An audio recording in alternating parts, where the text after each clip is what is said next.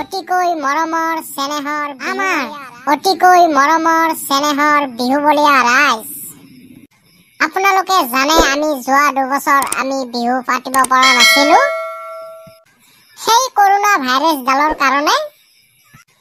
এতিয়া আমাৰ মাজত আৰু কোনো বাধা নাই, এতিয়া আমি আগবাঢ়িছো আগলৈ। গতিকে সকলোৱে এবাৰ জোৰে হাত থাপৰি মাৰি দিবা। আমি এতিয়া এটি সুন্দৰ বিহু গীতেৰে অনুষ্ঠান আৰম্ভ কৰিম বুলি ভাবিছো। গতিকে গীতটো গাব আমাৰ অতিকৈ মৰমৰ চিনাকি টফি হাজৰিকাই। চকলাই বইনের পুতাকে মুখে ফাঁচালা। আমি তেওঁক ষ্টেজত আহিবলৈ আহ্বান জনালো। টফি হাজৰিকা, তুমি যতে নাথাকে কিয় ষ্টেজত আহি হাজিৰ হ'ব লাগে। নমস্কাৰ ৰাইজ। টফি হাজৰিকাৰ কাৰণে এবাৰ জোৰে হাত থাপৰি বজাই দিবা। মাজনী তুমি কতেহে আছিলা, তোমাকে বিচাৰি ফুৰো মই, তোমাকে বিচাৰি যাওঁতে মই খালো পুলিচৰে লাঠি। কিয় খালি পুলিচৰ লাঠি? কৰোনা ভাইৰাছ চলি আছিল তেতিয়া, ঘৰৰ পৰা ওলাব নোৱাৰি, ঘৰৰ পৰাই ওলাব নোৱাৰি ক'তো। তোমাকে বিচাৰি ঘূৰি ফুৰি থাকোতে পুলিচে বহালা মোক পিছত। পিলাৰ বিষতে 3 দিন মই থাকিলো হস্পিতালতে পৰি। হস্পিতালতে নাৰ্ছকে মই দেখিলো, তুমি বুলি ভাবিলো, ধৰিলো সাৱটি মাৰি ধৰি। তাইনো মোকে বেয়াকৈ পিটিলে, আহিলো তাৰ পৰাই মই পলাই গুচি। মৰমৰ বিহুবলীয়া ৰাইজ, মোৰ গীত মই আজিলৈ ইমানতে সমাপ্ত কৰিলো। মোৰ যদি বিহু গীতটো ভাল লাগিছে এবাৰ জোৰে হাত থাপৰি বজাই দিবা। ধন্যবাদ থাকিল আমাৰ টফি হাজৰিকা ডাঙৰীয়ালৈ। এইখিনিতে জনাবলৈ পাই সুখী হৈছো যে আমাৰ এই ষ্টেজ প্ৰগ্ৰেমটো আমি 2দিনীয়া কাৰ্যসূচীৰে আৰম্ভ কৰিম বুলি ভাবিছো। গতিকে ৰাইজ, আপোনালোকে যেন অধৈৰ্য মনেৰে আমাৰ ষ্টেজ প্ৰগ্ৰেম উপভোগ কৰে।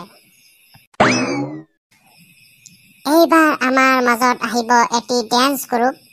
সুদূৰ দূৰণিৰ পৰা আমি নিমন্ত্ৰণ কৰি আনিছো। গতিকে আপোনালোকে অধৈৰ্য মনেৰে বহি থাকি আমাৰ ডেন্স গ্ৰুপটো উপভোগ কৰক।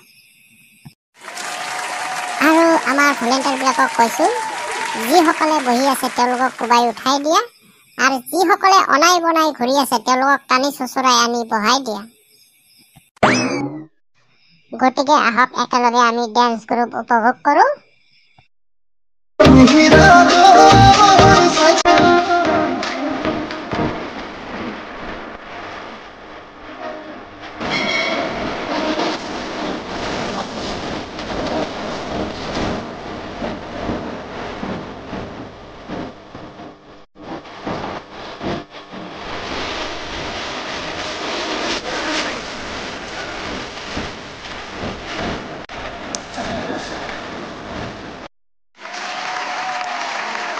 এইবাৰ আমাৰ মাজত আহিব আমি নিমন্ত্ৰণ কৰি অনা এটি কৌতুক গোষ্ঠী।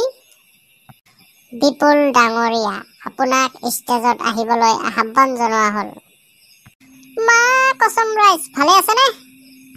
এয়া আমাৰ মাজত বিপুল ডাঙৰীয়া। এবাৰ সকলোৱে জোৰে হাত থাপৰি বজাই দিবা। বোলো সকলোৰে ভালনে? ভণ্টি তুমি জুই বেয়া চকুটিত মাৰিছা মোলৈ। মা কসম আপোনালোকৰ গৰু বিহু ভালে গ'ল নে? মা কসম মোৰতো গৰু বিহু এইবাৰ ডেঞ্জাৰ হৈ গ'ল। মা কসম মই গুৱাহাটীত আছিলো, তাতেতো গৰু পাবন নাই।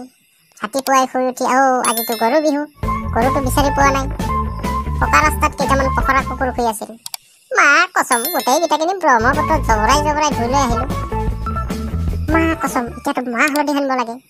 মাহ হালধি বৰ গাতে মই সানি লৈ পুৰা ৰাস্তাৰে গৈ থাকোতে কেইটামান ছোৱালীটো মোক বেয়াকে চাই আছে আৰু খিলখিলাই হাঁহি আছে। মোক চাই হাঁহে দিয়ে। মই বুজিলো, মোৰ চুলি গা হালধীয়া হৈ আছে, সেইকাৰণেহে হাঁহিছে। মই যাই সোনকালে ধুই উঠি বোলো এই নহয় কেইটামান ভাত খাই লওঁ। হোটেলত সোমালো, মাছ আৰু ভাত খালো।